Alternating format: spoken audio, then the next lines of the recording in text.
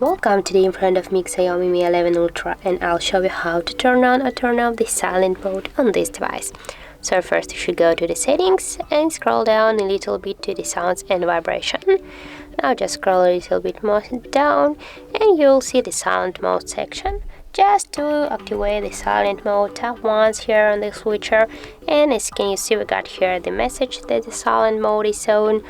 Also you can hear silence media in silent mode. Just tap here on the switcher and that's it. And if you want to turn it off, just tap again on the switcher and you'll see here the message. And the second way is let's just go tap here on the bottom buttons, to the up or to the down, this doesn't matter. And here you'll see the bell icon. Just tap on this icon and as can you see, our silent mode is on. So that's how it looks. If you found this video helpful, leave a like, comment and subscribe our channel.